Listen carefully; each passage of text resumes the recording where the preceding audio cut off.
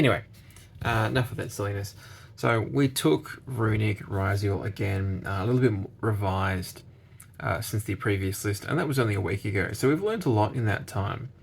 The thing we've learned is Evenly is a bad card, and it doesn't really deserve to have a spot in the deck.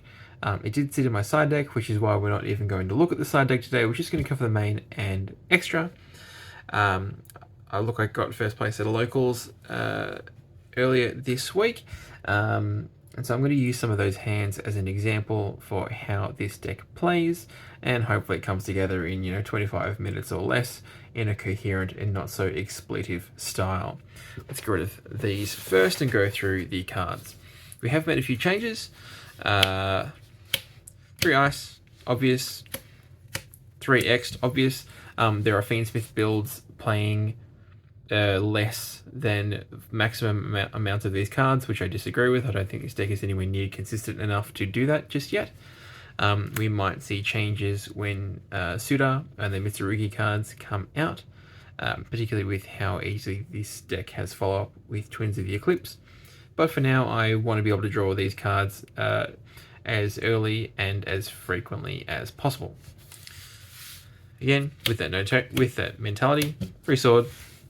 1 node, yes, it is a brick, but it can help you play through boards if you hard draw it. Let's get rid of this. And it's just better than searching sword if sword's already in your hand. Cross, again, cross is a fantastic card. There were multiple instances where the cross negate was the component that was winning me the game. I forgot to draw off of this at least twice last night, which is not saying a lot about my caliber as a player in a 4-round tournament. But the main change is we are playing plug-in and not the trap card. The trap card was just becoming too dead too often, particularly in sided games where my opponent was just going to use Ultimate Slayer to clear the detonator. Plug-in helped me play through boards and build better boards and play around Nibiru if that was the only card they had. And yeah, there are tricky situations where you can set the plug-in as a trap, reborn your detonator, get a material under it, or you can use it to just reborn any Ryzeal for follow-up and attach a material to your detonator, which you've already used 3 times that turn. 4 if you're playing my deck, and you can get 3 materials on it all the time. 3 bonfire. Don't think about it, don't ask. The Runick lineup has not changed. 2 fountain, 3 tip, 3 freezing, 3 flashing, 3 destruction, 3 slumber. There's just no value in playing the dispelling. Hitting random cards out of your opponent's hand is not that great, and the goal of this deck isn't to summon Runicks whenever possible. Like, you're not digging for fountain. These are cards that if you happen to draw them, they are very nice accessories to what you're already doing. And the last 8 spots, these are the only spots that I've been tinkering around with, really. I had evenly matched, and I was even toying around playing Ultimate Slayer, the Evil Twin, Trouble Sunny, and the Evil Twins, Kiss Kill and Leela in the main deck, just as better removal. Could not find my 3 Ultimate Slayers before the beginning of the event, but that's fine. 3 Eclipse. It is just the best breaker and best trap against the Ryzeal deck, particularly the Ryzeal Fiendsmith deck. For the people who aren't ending on Desiree, they're ending on Caesar. There are games where this comes up against the Desiree, which, particularly with all of the Runick spells, where you have multiple quick plays to remove, say, the equipped spell or the equipped monster. You can try and pop a card. You can try and freezing curses. With so many chainables in the deck, Book of Eclipse is rather good, in the sense that you can always flip the Desiree face down. It loses all of its equips after it's tried to negate, and then it resolves without negating anything. 2 talents. For lack of better ideas, talents is in there.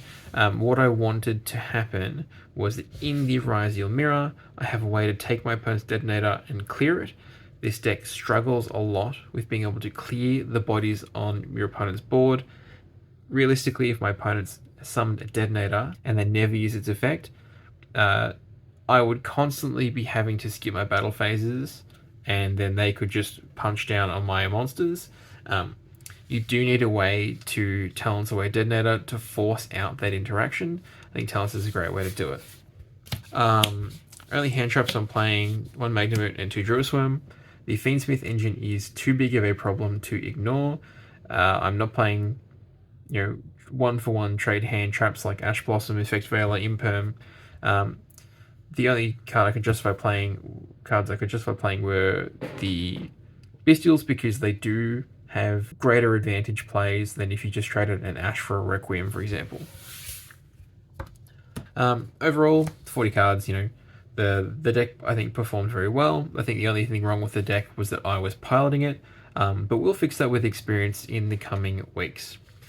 The main changes to the extra deck, we are still playing just 1 Duo Drive. Again, if they negate it, I'm not intending on summoning another one, there's no point, but we are playing 3 Detonator. In the Runick version of this deck, you start your turn by trying to summon a Duo Drive. If that gets negated, you can now, some of the time you can make a Detonator. Turn 3, you're making another Detonator with your follow-up if you have any, and then your opponent thinks if they can clear that, they're safe to go ahead and win the game, because they know you're playing Runicks, you're probably not playing Fiendsmith cards or other hand traps. So the 3rd Detonator catches them off guard, and it just gives me the follow-up to continue playing games that I would have otherwise lost from that point. It came up a lot in the 3v3 tournament from the other weekend, and had I had this, it would have closed out another match. Again, just utility. Jagaris, Baguska, Exciton. One of these lots will have to become Dweller. Unfortunately, I don't really want to have to make space for Dweller, but the Mitsurugi cards are really too good to ignore. But we'll see what we cut for that. Pro tip for anyone who's watching and isn't me talking: if you summon an Exciton Knight under the conditions where you can activate its effect, just say, with priority, I'd like to activate Exciton Knight.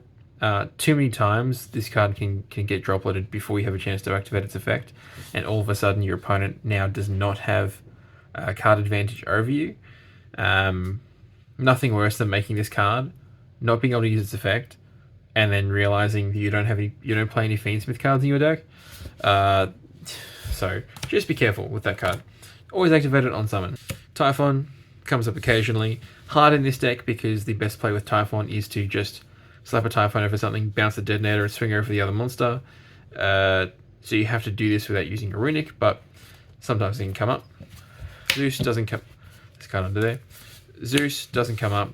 I was constantly just bidding this for X effect after turn 2. Aggregator should realistically be 2 at this point. I'm not summoning Zeus, I just couldn't find my other one. 2 Hugin to chump block destruction effects, and search Fountain in weird games. 2 Gary to act as the opposite level 4 if my opponent is the kind of person that likes hand trapping normal summons. If my opponent does like to hand trap normal summons, then I can summon Gary, punish that point of view by making it do a drive. And last card is SP. Again, this deck has a hard time removing bodies from the field consistently, so being able to use Runick spells into Hugin, bait an interaction, and then SP banish something away, particularly out of the graveyard when you're trying to avoid the Fiendsmith cards from recurring all the time. You can wait until they have done the Fiendsmith Paradise play, and then you can banish the Lacrima, or, at this stage it's Lacrima. People might be playing more than one Requiem. Or if you've already bestialed a Requiem, you can banish Lacrima, or maybe the second Requiem they put in their graveyard. Just overall good coverage, and for getting your bodies out of the way so that you have guaranteed bodies and follow up the following turn. This is a real hand that I had. I think it had an Eclipse in it, or a Drillsworm. Let's just say it has a Drillsworm.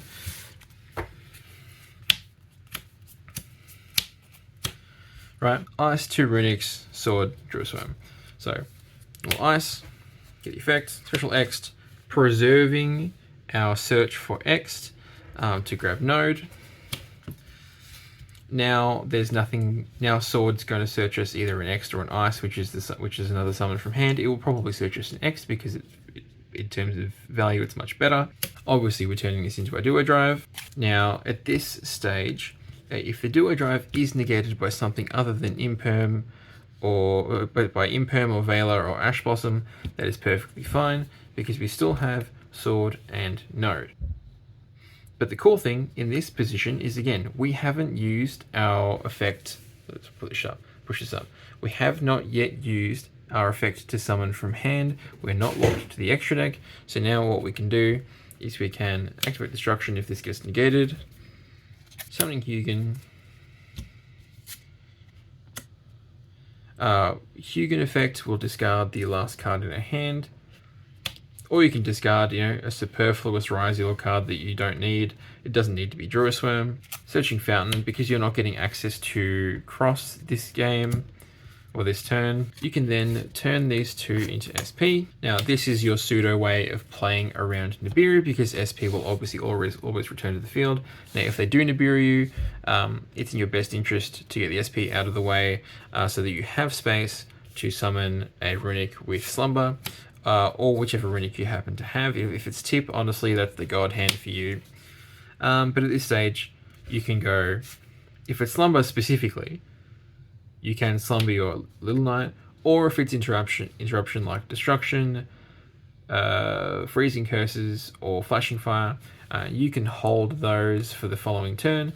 That forms an interruption for you. Again, these are just Runicks, these are hard drawn. We're not pretending that playing the Runicks is a very complex mechanic here, but because we have already searched with Ext, we are not worrying about having to search from it for the rest of the turn. So now we are free to search with Sword, Ext, Disaggregator, Summon, Overlay, Dagaras. Now again, if your opponent is going to try and Nibiru you at any given point in time, you're getting the SP out of the way, you might get the Exceed monster out of the way, which is perfectly fine. Like, Node will still be live here, you can still send Fountain if you need to. It's only at this point where we now can't summon from the extra deck other than rank 4s, but that's fine.